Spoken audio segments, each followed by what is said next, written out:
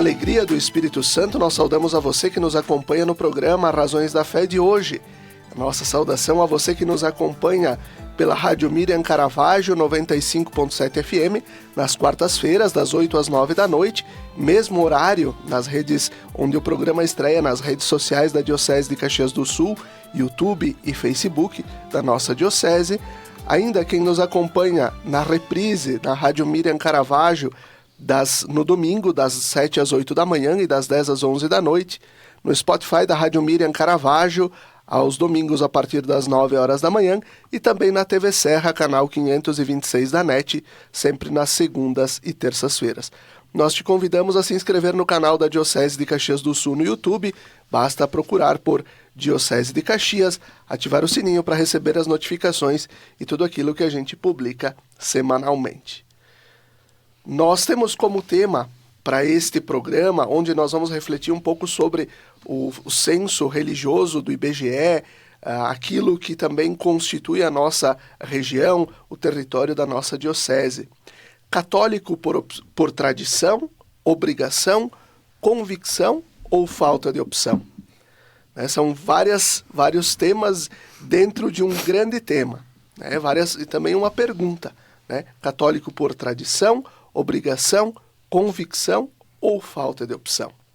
Temos como convidada a professora Vânia Herédia, bacharel e licenciada em Ciências Sociais pela PUC do Rio Grande do Sul, mestre em Filosofia pela mesma instituição, doutora em História das Américas pela Universidade de Gênova, pós-doutora em História Econômica pela Universidade de Pádua e em Antropologia pela Universidade Federal do Rio de Janeiro. Tem experiência de pesquisa em migrações contemporâneas, migrações internas, migrações históricas, envelhecimento populacional, políticas públicas, trabalho e políticas sociais, história regional e história de empresas. Olá, professora Vânia, obrigado pela tua presença. Muito bom estar aqui, participar desse programa, fazer uma discussão séria e profícua de um tema que é tão interessante e tão importante para nós. Então, essa é a minha satisfação expressa. Muito bem. Obrigado, professora Vânia, pela presença.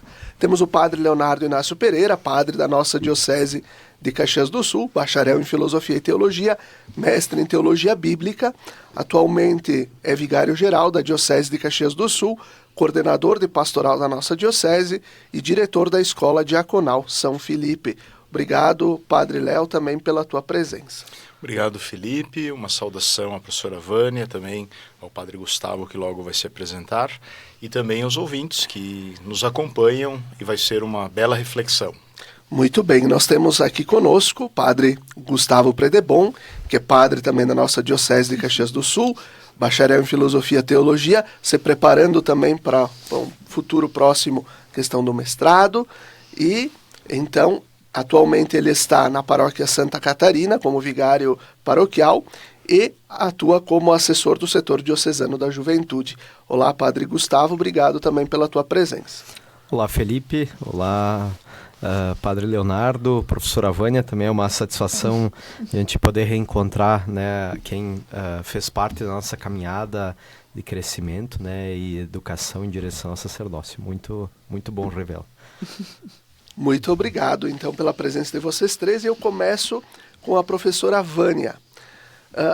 Professora, a gente tem como tratar um panorama geral da organização social aqui da nossa região, lembrando esses também 150 anos da imigração italiana, e como a religião contribuiu para a organização dos imigrantes depois aqui na região, e também quais as características que diferenciam os imigrantes italianos que marcaram estas cidades aqui, mas já daqueles que já habitavam ali a região dos Campos de Cima da Serra, São Francisco de Paula, que também faz parte, então, da nossa diocese. Bom, nós podemos dizer que a região, toda essa região nordeste do estado do Rio Grande do Sul, ela teve um componente muito forte na sua formação, que foi a ocupação de um território feito pela imigração europeia. Nós vamos ver que os imigrantes que chegaram aqui na nossa região, eles tinham um perfil diferente das migrações de outros locais, de outros estados. Eram imigrantes que partiram da Itália com as suas famílias, eram numerosos, mas principalmente o que os caracterizava eram que eles tinham uma formação religiosa muito forte, que era o catolicismo, e ao mesmo tempo eles tinham uma visão familiar também bastante importante, que foi uma marca dessa região. Quando eles chegaram aqui nesse território, eles vinham com a ideia de se transformar essa terra, ao mesmo tempo seria a nova pátria. Eles não tinham condições de retornar de onde eles tinham partido, e eles tinham uma cultura de trabalho muito forte. Eu diria assim que o catolicismo foi um dos elementos mais importantes dessa prosperidade que a região teve, principalmente porque eles estavam isolados, eles precisavam trabalhar muito, eles tinham a família para sustentar, e eles tinham uma experiência de onde eles partiram. É importante dizer que eles não se sentiam naquele momento italianos, eles vinham de pequenas comunidades, né, que cada uma tinha características próprias. Então, os lombardos, os vênetos, os piemonteses, principalmente do norte da Itália, eles vinham para vencer na vida, uma oportunidade de vida. E o que os integrou nesse território realmente foi a questão religiosa, né? Porque quem está distante da terra precisa ter uma força que alimente para cotidianamente fazer a luta, né? A luta pela sobrevivência. E eu diria que a nossa região ela foi marcada por esses princípios, né? Princípios muito fortes, carregados por esses imigrantes. E nós vamos ver que em pouco tempo essas regiões de onde eles se instalaram, eles conseguiram transformá-las em locais povoados, comunidades, onde a religião era importante. Como é que nós podemos dizer isso? Em todos esses locais tinha uma capela. Então a capela já era um sinal de que daquele sentimento que eles haviam trazido, era um elemento identitário de força, né? Aqui habita, por exemplo, nesse povoado habita o padroeiro, que é o Santo Antônio. Aqui Nossa Senhora de Caravaggio. Quer dizer, eles foram dando marcas, dando nomes para esses povoados. E eu diria que com o tempo isso foi se expandindo, não é que se perdeu essa religiosidade que eles carregaram. Claro que com a evolução outras dificuldades foram se apresentando, mas essa marca de território foi bastante importante. E nós vamos ver que todo esse território marcado pela ocupação da imigração italiana, que começa praticamente no final do século XIX, ela vai ter muito forte, primeiro, os camponeses, né? Nós vamos ver que a colonização que o governo imperial fez na nossa região era uma colonização agrícola. Então, isso também é um aspecto importante para que nós possamos discutir, né? Aquele que está ligado à terra, ele tem um sentimento de preservação da natureza, muito mais forte daquele que habita nas grandes cidades ou que tem conflitos. Ele tem outros apegos em relação à própria natureza. E eu diria que isso foi algo muito... um sentimento capaz de ser identificado nesses povoados onde esses italianos habitaram. Então, eu diria assim que essas marcas elas foram preservadas. É lógico que elas sofreram transformações com o tempo, mas o catolicismo, principalmente o rural, ele foi bastante destacado em relação a outras regiões. Aqui também, porque eu imagino que quando eles se estabeleceram e começaram a trabalhar a terra, exatamente essa ideia de estabelecimento. Agora eu vou ficar aqui. Então, vou cultivar aqui, vou construir um capitel, uma capela, porque agora é minha terra também. E esse sentimento, né, Leonardo, é muito importante, porque assim, quando eles saíram da Itália, eles não tinham nenhuma condição econômica não de ser senhor ou de manter o trabalho, de sobreviver. Foi um período em que a crise agrária no território italiano, principalmente num reino que estava se construindo, se unificando recentemente, fez com que eles tivessem realmente a experiência da miséria, né? Quando a gente lê os dados das pesquisas que o reino fez quando ele se constituiu, a gente sente a dor deles. Era a miséria, uma pobreza extrema. Não é que eles migraram simplesmente porque eles iam passar de um patamar para outro. Não, eles não tinham condições de permanecer naquele momento por lá. E é esse sentimento de aqui eu vou ser proprietário, aqui eu tenho condições de sobreviver, não apenas toda a história da minha família. E o próprio convencimento de trazer os que tinham permanecido na Itália pelas cartas é muito interessante, porque eles dizem, venham, aqui a terra não gela, aqui a terra dá 4, 5 plantios no ano, isso é algo, aqui realmente é o paraíso. Eu acho que a gente vê cartas maravilhosas que mostram a condição distinta que eles encontraram aqui em relação ao que eles deixaram lá. Então, acho que esses elementos nós não podemos deixar de colocar no sentido de estabelecimento de uma cultura, que se faz também pelo sentimento religioso, da crença, né, de que eles venceriam aqui, né? Que eles saíram de um lugar que eles tinham poucas condições para realmente chegar no lugar do futuro, no lugar da cucanha. Né? Sim. Professora, deixa eu lhe fazer uma pergunta. Você acha que foi muito importante a religião como cimento agregador para pessoas que tinham, por exemplo, diferentes origens, não necessariamente se viam como iguais? Eu penso assim, os vênetos e os trentinos ou pessoas de outra religião. Quer dizer, isso foi importante para ser um elo de ligação entre eles que não necessariamente se viam como iguais quando estavam lá nos territórios? Eu diria assim, os italianos, de uma maneira geral, os piemonteses, os lombardos, os trentinos, principalmente quem vinha do Império Austro-Húngaro, que tinham outras visões em relação, inclusive, ao catolicismo, eles foram muito, talvez a palavra ideal sejam astutos, no sentido de aqui não brigar por questões religiosas, eles se integraram.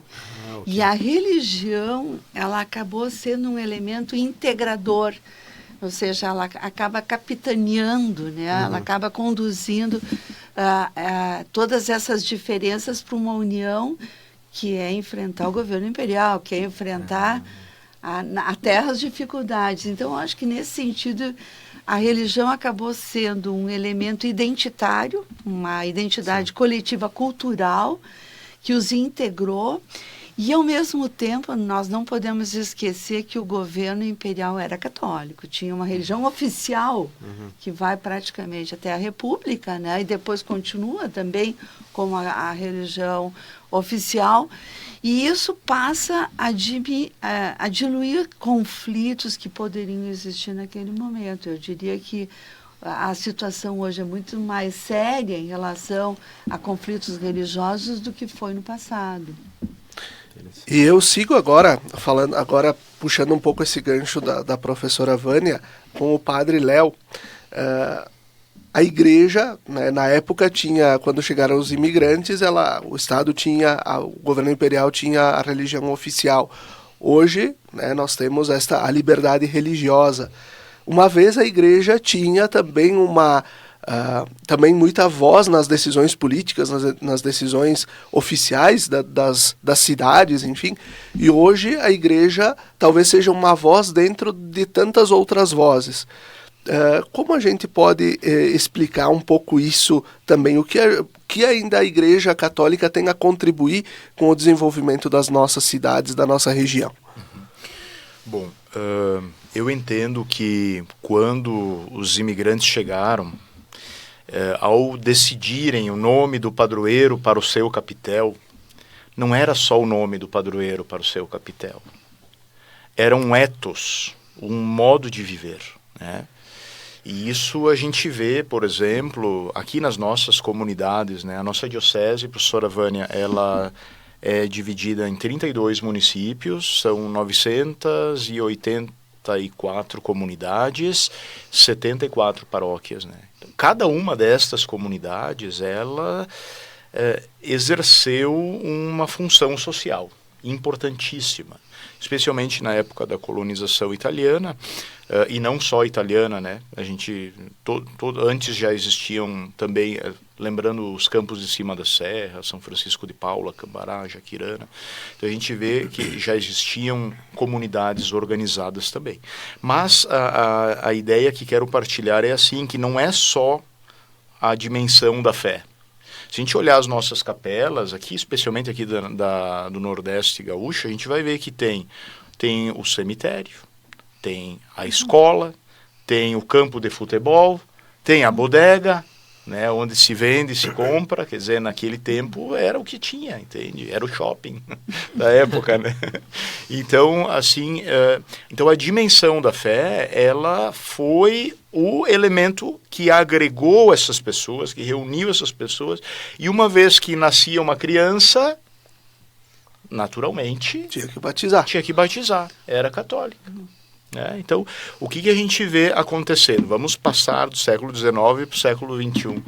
Nós vemos hoje uma realidade profundamente diferente. O censo, que agora, no dia 6 de junho, ele nos apresenta os dados religiosos parciais, não são totais ainda, sobre a questão religiosa no Brasil, ele nos aponta essa realidade, né? Que hoje há uma busca pela dimensão espiritual e religiosa, mas nem sempre há uma identidade com uma instituição religiosa, né? O que não acontecia antes. Antes havia uma profunda identidade com a instituição, porque a instituição, as pessoas que a compunham, elas se entendiam instituição, né?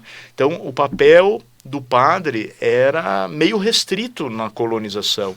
Ele tinha que viajar muito para chegar numa comunidade e para celebrar uma festa, celebrar até um sepultamento, quer dizer, e daí criaram-se ministérios. Aqui no Brasil, começamos lá no século XIX, ministérios leigos, tinha, como é que se chamava?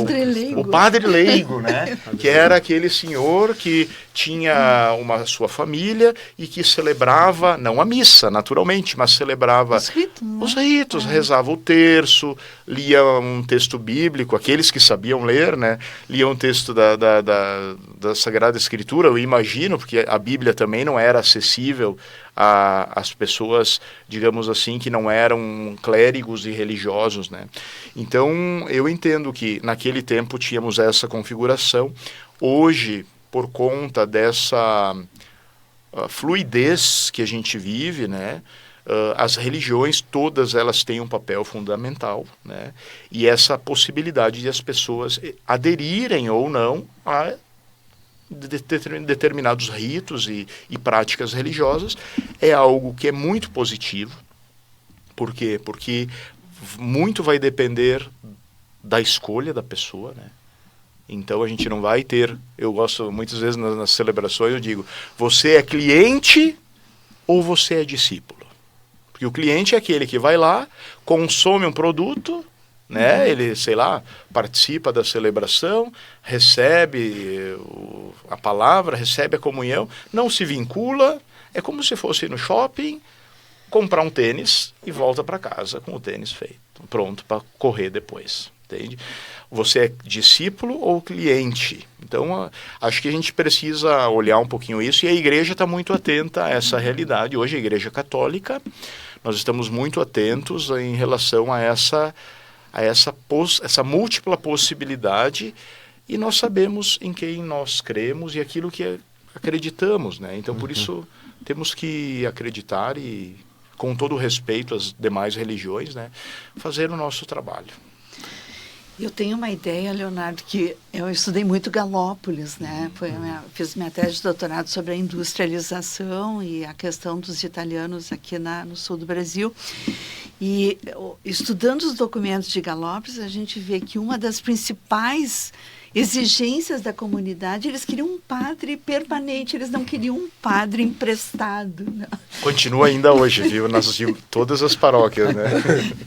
Porque essa questão do padre emprestado, ele não ficava disponível à medida para poder atender às necessidades diárias. Bom, né? a própria criação da diocese, né? Sim, Nós temos potencial para ter um bispo, para ter um corpo de padres, para ter uma organização nossa, né? E nesses documentos a exigência sempre era assim, a gente queria uma paróquia, né? Mas antes a gente queria um padre porque precisava também de alguém para atender a questão da educação, para atender a questão da igreja, para atender a questão dos ritos, a questão das devoções. Então eram muitas demandas em torno disso. E eu acho que isso que tu colocas do censo atual mostra um pouco essa questão, assim, de que realmente ainda as pessoas buscam, né, esse tipo de atendimento, assim, a questão dos ritos, a questão dos casamentos, a questão dos ritos fúnebres, inclusive, né, sempre aquela palavra de conforto que a igreja dá, né, e que ele não vai buscar em outro lugar, ele vai buscar na igreja. E que é específico hoje da igreja, da dimensão da fé, porque se a gente olhar, por exemplo, as diversas escolas, hospitais, tudo teve agregação da igreja, né? Foi por meio, muitas instituições sociais, o papel da igreja foi preponderante. Agora, o Estado assumiu a sua missão, os municípios, a federação, enfim, mas a dimensão da fé, isso é próprio da igreja, a dimensão do anúncio de Jesus Cristo e assim por diante. Muito bem.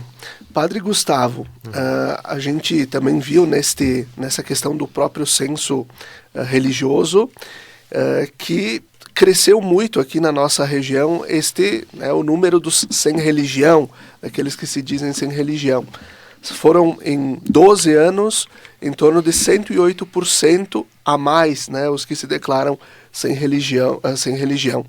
Onde aconteceu essa virada de chave e por que a maioria deste público é formado por jovens? Olha, olhando toda essa história, né, que veio com a imigração e a história dos nossos municípios, eu estava me lembrando de um texto do padre Amedeo Centini, que é um que trabalha a questão das vocações, né, ele é italiano e talvez já muito antes isso aconteceu na Itália, né? Ele escreveu um texto que se chama A Primeira Geração que Discerne.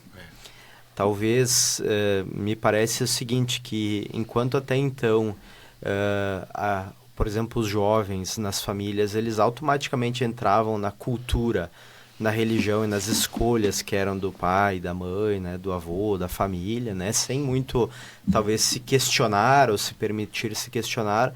Hoje a gente vive numa cultura totalmente urbanizada, né? Então, aquelas necessidades básicas que lá no início da colonização eram supridas pela comunidade, tanto de convivência como de ajuda, etc., isso tudo se dilui, né? Então, hoje as pessoas não necessitam, entre aspas, para sobreviver, de estar vinculados a uma comunidade concreta, assim, né? Então, aí as pessoas têm muita mais liberdade para buscar, acreditar no que querem, no que buscam, né? E também acredito que hoje, como o padre Leonardo falava, hoje os jovens são mais suscetíveis a talvez entrar nesta lógica de mercado religioso, né? Porque pela internet, pelas redes sociais, né? Existe muitos influenciadores religiosos ali, existe muita busca, né? Em essência, os jovens são sempre buscadores, assim, né? Sempre estão buscando alguma coisa, sempre estão procurando, sempre estão querendo dar sentido para o mundo, né? E às vezes um jovem que é de origem italiana, que aqui tem uma família católica, ele vai achar uma resposta no budismo, numa religião, numa igreja pentecostal, até às vezes no ateísmo, né? Então, é bem interessante. Eu acredito que também posso estar errado na minha leitura, mas normalmente a geração mais globalizada é justamente a geração mais jovem, né?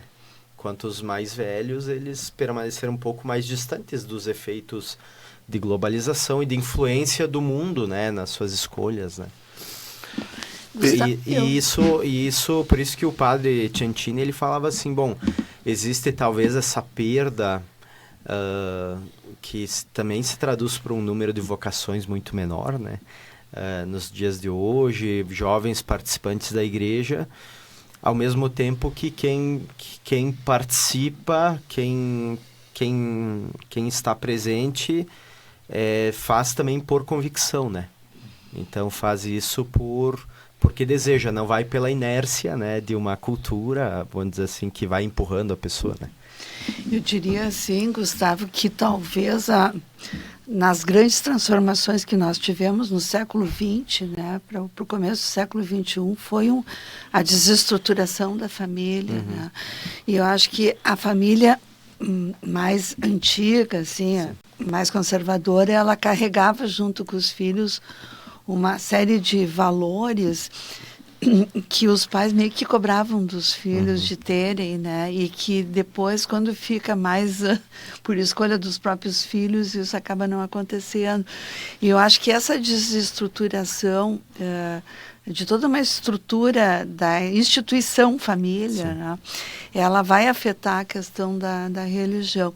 E os jovens também têm uma convivência muito grande com um mundo que traz tantas informações que eu acho que nas escolhas isso também fica difícil, né? Tem autores como o caso do Joel Candô, que é um autor que trabalha na área da história e da memória, e ele diz que é uma fase cheia de presenteísmos, né? São tantos presentes ao mesmo tempo que nas escolhas tu perde uma questão do fio condutor da própria história. Sim. E aí muitas vezes tu não consegue recuperar como grupo aquela ideia do que realmente está acontecendo, assim, um pouco o excesso de materialismo, a questão do consumismo, o excesso de individualismo, né?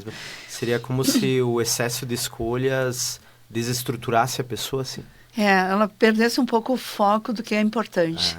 E ela vai recuperar isso muitas vezes tarde demais. A gente vê nos estudos dos velhos, que precisa voltar para aquilo que ele perdeu ao longo da caminhada, assim, no sentido de dar valor excessivo para a profissão em relação a outras questões, a questão do consumismo em relação a escolhas mais conscientes, né?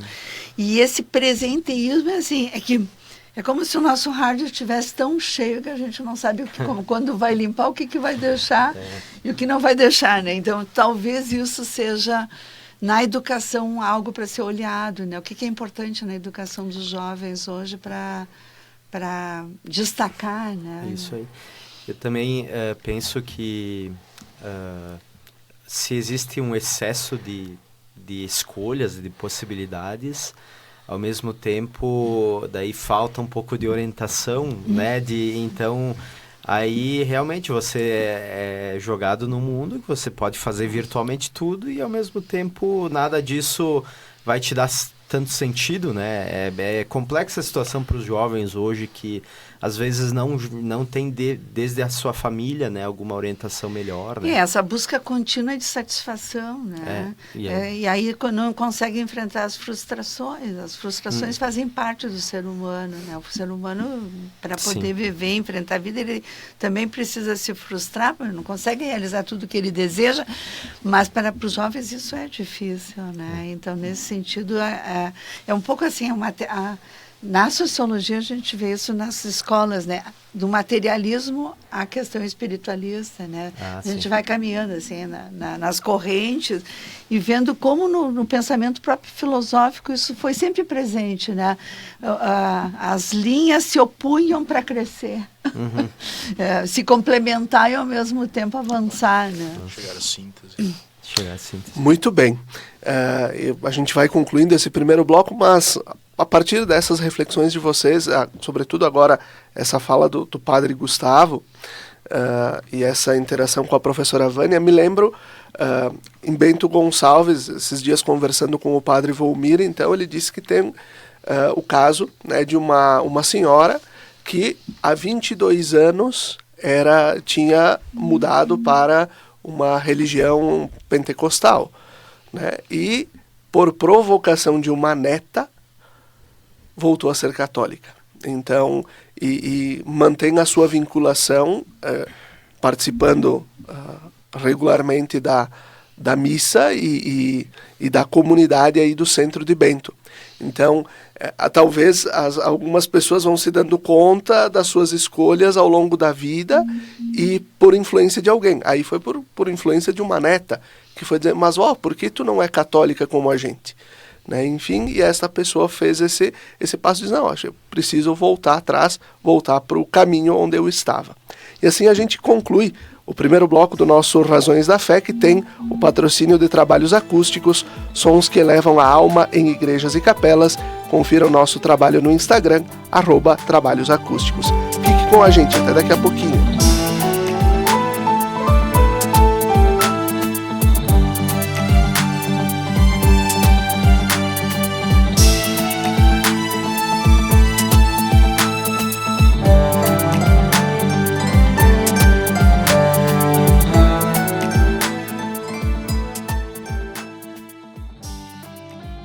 Estamos de volta com o segundo bloco do nosso programa Razões da Fé desta semana com o tema Católico por tradição, obrigação, convicção ou falta de opção?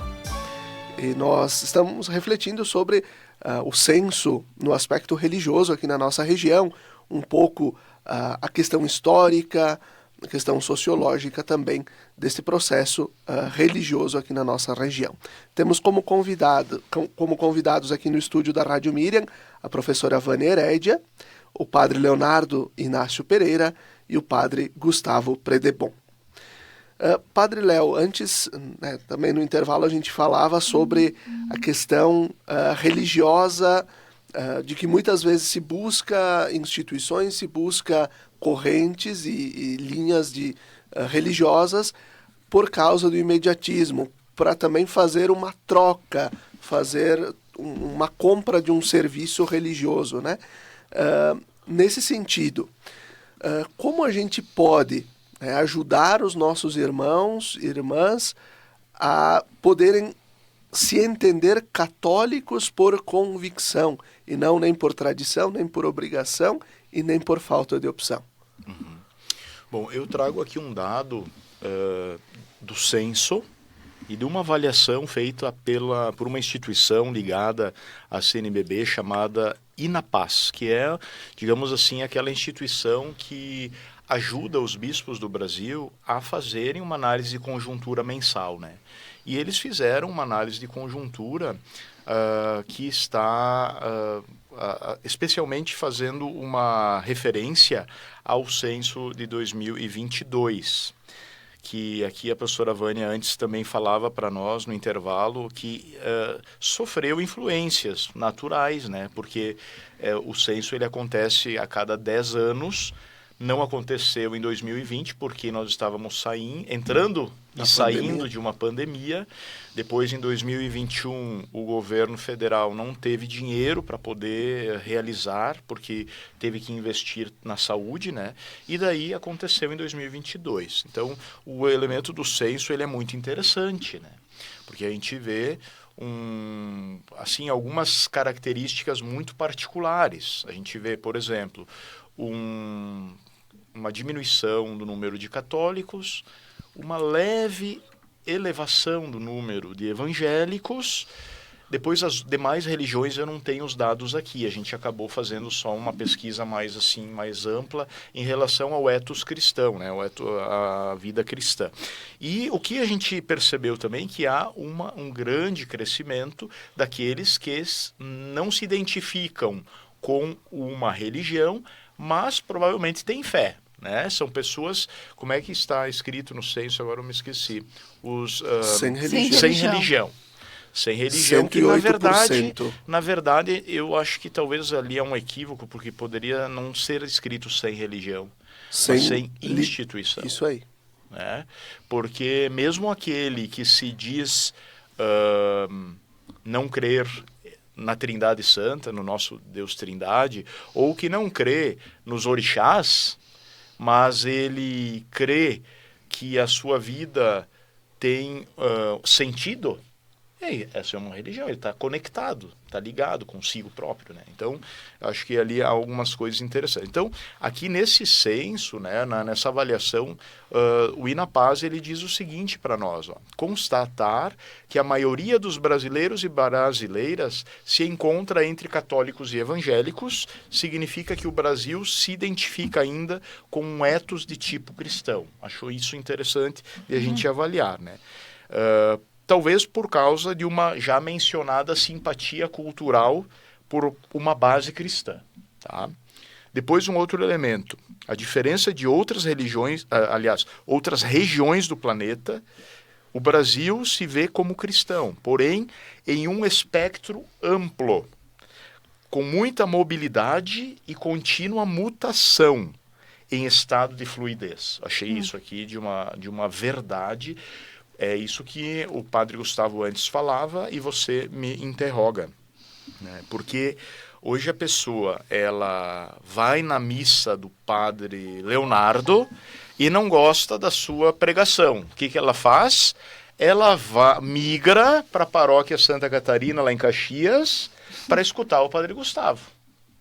Daí, se o padre Gustavo fez uma homilia que aquele dia ele estava pouco inspirado, o que essa pessoa faz? Não vou mais lá para o Santa Catarina. Eu vou para o Santuário de Caravaggio. Lá no Santuário de Caravaggio ninguém me conhece, eu recebo a Eucaristia, participo da missa, quer dizer... Então, a gente vê esse mercado religioso até dentro da nossa instituição igreja, né? E por isso eu acho que não é algo assim... absolutamente negativo, porque a gente também vê alguns movimentos acontecendo, né? Hoje, por exemplo, Vânia, existem paróquias na cidade de Caxias. Vamos pegar só a cidade de Caxias. Poderia pegar Bento, Carlos Barbosa e outra Nova Prata. A quantidade de adultos que vêm buscando catequese para adultos. E muitos deles, como dizia o padre Gustavo, que eram protestantes, evangélicos, e que, assim, de uma hora para outra, vêm com aquela sua mentalidade formada naquelas igrejas e vêm para a Igreja Católica, né? E começa um processo muito bonito, inclusive, né, de conversão, de mudança de vida. E eu diria assim, que o grande termômetro, a gente precisa considerar isso e ajudar os nossos catequistas de adultos a perceberem isso, é a vinculação a uma específica comunidade. Esse é o diferencial nosso católico. Nós somos vinculados a uma comunidade que é santa e pecadora, que tem defeitos, limites, mas que está caminhando, está buscando, né? Então, eu entendo assim que a gente precisa trabalhar talvez de uma forma um pouco mais personalizada. Não massas, né? Até o INAPAS, eles apresentam até um exemplo, né? Eles usam o exemplo daquele livro que está sendo muito veiculado e vendido, né? Um livro chamado Café com Deus Pai. Né? Então, Deus quer tomar um café com você. Quer dizer, né? É bem íntimo. Meu Deus do céu, Deus quer tomar um café com a gente, Vânia. Então, personalizado. Então, essa dimensão da individualidade, né? Agora a gente está fazendo, até aqui no programa Razões da Fé, foi feita uma edição sobre o itinerário para o matrimônio. Então, casais preparados que acompanham esse casal para se preparar para o matrimônio. Não mais o curso de noivos com 45 casais. Né? Então, a gente vem também tendo que se reinventar. A fluidez é tanta que nós precisamos também ajudar as pessoas a perceberem o que é essencial. E eu repito, o termômetro é o vínculo com a específica comunidade. No fundo, né, Leonardo, isso mostra a importância da renovação diária, né, das instituições, de manter alguns focos como necessários na própria questão da fé, né? Porque quando as pessoas buscam, elas têm demandas, necessidades, elas querem um retorno, elas querem... E muitas vezes elas vão em outras religiões nesse sentido de buscas imediatas, né? Que não se faz isso de uma maneira tão fácil, sem conhecimento, sem informações. Né? E por isso que eu acho que o censo, ele dá vários indícios de que o que mais preocupa, talvez, para o Brasil, porque tem uma queda realmente em relação à questão da religião católica, mas também tem em relação a outras religiões, porque outras religiões também foram atacadas nesses períodos, né? Eu vejo, por exemplo, em algumas pesquisas que eu realizei, muitas vezes as pessoas tinham dificuldade de responder qual era a religião que ela praticava. É como se fosse, existia uma crítica, se dissesse qualquer outra religião, né? Eu acho que isso hoje já foi alterado e talvez essa ideia de não ter religião, de não participar de uma instituição com vínculos, com compromissos e responsabilidades, seja uma característica geracional, que talvez possa ser feita uma programação direta para isso, né? Assim, no sentido por que as pessoas não estão buscando isso? O que elas estão buscando realmente como valores da sua vida? Né? Porque a questão, a violência que nós vivemos hoje, ela demonstra isso, né? Que é uma falta de valores, uma falta de conhecimento do mundo real, né? Uma falta de conhecimento da história. Fator, né? Não sabe a história, né? Como é que as pessoas podem negar o que aconteceu no passado para poder valorizar o presente? Né? Esse é um outro fator que você coloca, Vânia, que a gente precisa considerar, né? Nós vivemos num mundo profundamente virtual, né? E a fé, ela não é virtual, ela precisa do contato, ela precisa... Esses dias eu atendi uma senhora que veio se confessar com problemas de saúde gravíssimos e ela se confessou especificamente por não poder ir à missa no domingo. Ali, neste caso, o virtual tem o mesmo valor.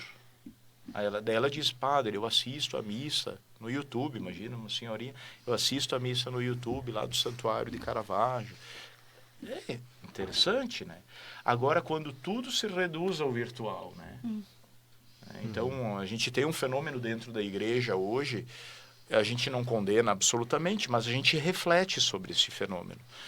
Existe o terço da madrugada, o rosário da madrugada. Os missionários digitais. Os missionários digitais, né? E que conseguem agregar quase 1 milhão de pessoas às 4 horas da manhã para rezar o rosário, 4 terços. Por exemplo, estou dando um exemplo. Na internet. Meu Deus do céu, é a diocese inteira de Caxias conectada, alimentando a sua fé. Não estou colocando em questão isso. A questão que eu coloco é a seguinte, duas, na verdade. A primeira é o vínculo destas pessoas com a sua comunidade, com o seu ambiente, porque na hora que precisarão da visita do sacerdote ou do ministro no hospital, não vão pedir para o padre que está conduzindo a oração do terço às 4 da manhã. Eles vão bater na secretaria paroquial do Padre Gustavo. Esse é um primeiro ponto. E a outra coisa é o que isso agrega realmente para a vida das pessoas, né? É algo simplesmente para... Eu preciso fazer isso para mostrar para os outros que eu estou fazendo? Que sentido tem? Uma religião que... Não estou colocando em questão o valor da oração, não, absolutamente. Porque mas às vezes a intenção... Mas a intenção é, eu sou o super-homem, eu consigo fazer essa oração, eu acordo às 4 horas. Talvez pode estar alimentando o ego da pessoa, né, que tá ali, né? Muitas vezes, né? A gente não pode julgar também, né? Mas... Eu também não sei, vou colocar um elemento assim, parece que hoje também existe uma dificuldade em formar comunidade, porque tudo está muito móvel, né? Então, você pode pegar o seu carro, você não precisa participar onde é mais perto, né? Onde você vive geograficamente, você vai ali onde por exemplo, o Padre Léo falou, né? Vem aqui para o Santuário de Caravaggio, ou acesso à internet, né? Tem as convenções de horários também, Isso. porque eu quero ir na missa às 7h45 da noite, então eu vou em São Pelegrino. Isso. Eu quero ir na missa às 10 da manhã, então eu vou ter que ir em Lourdes, em Caxias. E eu acho que aí a dificuldade é realmente como oferecer uma experiência comunitária para o ser humano que está aí hoje, que não vai abrir mão de todas essas facilidades, né, flexibilidades, e que ao mesmo tempo ele precisa de um vínculo onde ele esteja com pessoas que conheçam a sua vida, que se ajudem, né? Que elemento onde ele de pertença. identificação. Isso, onde ele tenha pertencimento, né? Eu me pergunto também isso muito, né? Em Caxias do Sul nós temos 29 paróquias, né? Então se a pessoa não se identifica num lugar, vai em outro, enfim, né? E é uma cidade grande, né? Muitas pessoas, né? Mas também aqui cabe uma pergunta, né? Nós temos lá quase 300 mil católicos em Caxias do Sul. Hoje, se contabilizássemos nessas 29 paróquias, somando um mês de celebrações, quantas pessoas participam das missas vinculadamente e estão na comunidade, né? É por isso que o censo ele precisa de certa forma ser relativizado, né? Por exemplo, um dos dados que o INAPAS nos apresenta e nos questiona é o seguinte: as pessoas que fizeram o recenseamento, elas questionaram pessoas acima de 10 anos. Mas se a gente olhar o público da catequese da diocese, quantas crianças, tu lembras quantas crianças a gente tem na catequese? Eu não tenho o dado. Nós temos em torno aí na diocese. em torno de 7 mil crianças ao todo. 7 mil crianças. Se elas fossem buscando dados de 2022, claro. Claro.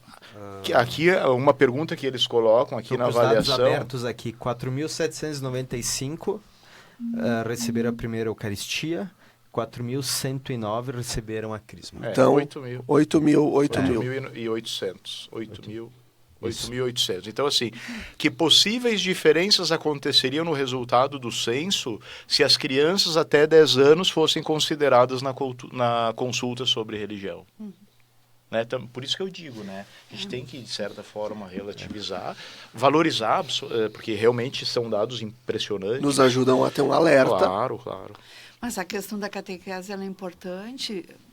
No fundo, no início é uma escolha dos pais, mas também para as crianças é importante verificar os hábitos dos pais em relação à questão da frequência religiosa. Que é um né? grande desafio para nós, como igreja, né? Tentar ajudar os pais a se sentirem também pertencentes, né? Eu vejo na minha casa, tá?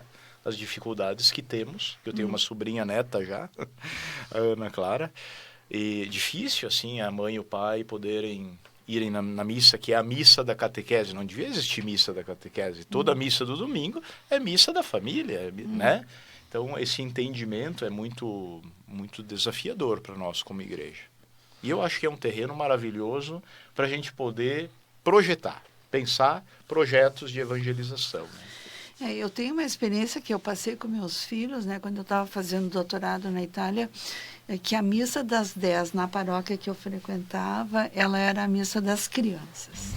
E o pároco, era uma pessoa com bastante conhecimento, e ele falava para as crianças, numa linguagem para as crianças. Que legal. E essa experiência era muito forte, porque as crianças, eu vejo meus filhos, né, eles gostavam de ir, assim, de ouvir, e aquilo era uma mensagem que ficava na questão daquela semana.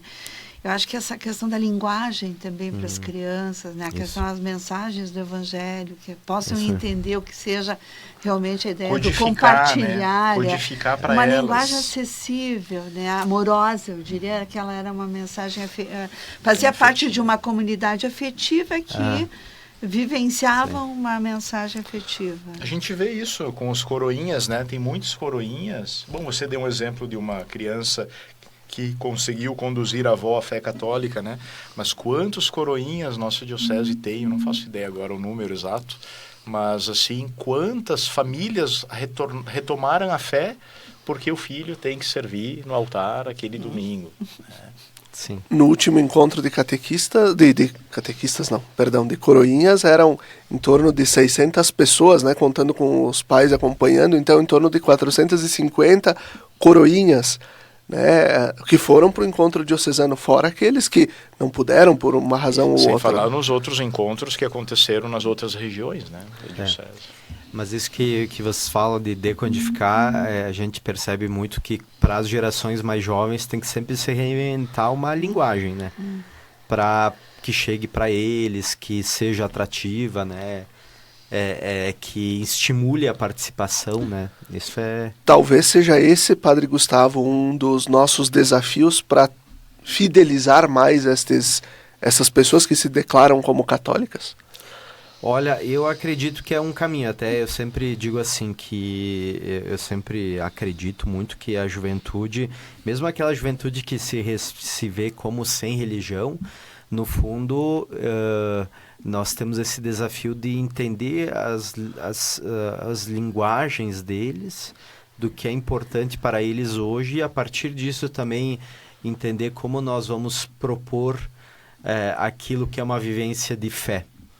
Porque a gente vê a cada geração que vem, né, que vinha no passado e que vem agora, X, Y, Z, alfa, não sei o que mais que, né, já tem isso, né, eles falam assim das diferenças, cada uma parece que carrega uma necessidade específica, né, são coisas que vêm ao longo do tempo, então isso é muito importante. Eu vejo assim, hoje, para os jovens mais jovens, a importância de ver algum conteúdo de fé nas redes sociais.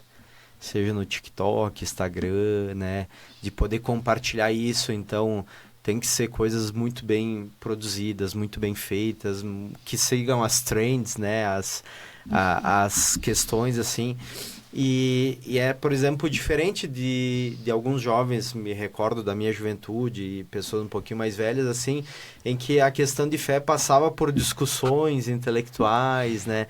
Então veja como muda cada Pelas nossas geração. discussões como aqui, né? Como aqui, por exemplo, né? Mas isso para mim, quando eu era jovem, era importante. Agora, para os jovens que têm 15, 16, o importante é ver o seu conteúdo no TikTok, né? Sendo por exemplo, compartilhado. sendo compartilhado. O número de... E isso, porque aí a socialização dele está por ali, né? E isso é interessante, assim, né? Por isso que essa questão da linguagem religiosa, ela a cada vez mais tem que ser reinventada para cada geração, né? Renovar nunca é algo simples, né? Para renovar é sempre importante fazer uma leitura daquilo que realmente está acontecendo, né? Para poder atingir os objetivos previstos. E renovar na questão espiritual é muito mais difícil. Né? E essa é a minha pergunta. Uma luta com material espiritual, né? Essa é a minha pergunta para o Padre Léo, né? O que nós, enquanto instituição, igreja, quais os passos que a gente precisa dar justamente para mudar, para facilitar a linguagem, para incluir, né, estas pessoas de uma forma que elas se sintam parte do processo? Bom, primeiro eu gostaria de trazer aqui 2 elementos para contextualizar. O primeiro deles é que, como Diocese de Caxias do Sul, nós tivemos a ajuda deste jovem que está conduzindo o programa, o Felipe Padilha, que fez um baita de um trabalho avaliando os dados do censo de 2010 com o censo de 2022 e que está disponível no site da Diocese. No site da Diocese. É bem interessante, todo mundo pode acessar o site e vão ver exatamente município por município uma comparação de quando no censo de 2010 e hoje. Onde houve crescimento de católicos, onde houve crescimento de evangélicos, onde houve o crescimento daqueles que se dizem sem religião. Muito interessante. Para a gente ter uma ideia, 928.793 pessoas na população geral do censo dentro do nosso território, 611.083 pessoas católicos no território da Diocese, 126.511 evangélicos 37.455 pessoas sem religião. Como a gente falou antes, a gente precisa relativizar esses dados, mas eles são o que a gente tem plasticamente diante dos nossos olhos. Esse é o primeiro ponto. A segunda coisa, nós como Diocese, Vânia e queridos ouvintes, nós estamos concluindo um processo muito importante que foi feito de escuta das 984, nem todas conseguiram fazer o processo, mas a gente formou agentes missionários para escutar as comunidades. Então, temos mais de 80% de adesão. Mais de 80% de adesão. As pessoas se reuniram com um formulário que nós elaboramos como coordenação de pastoral e com os conselheiros, né? E perguntas do ontem, foi muito interessante, todos puderam fazer a memória da sua comunidade. Hoje e daqui 10 anos. Então o pessoal também se questiona, né?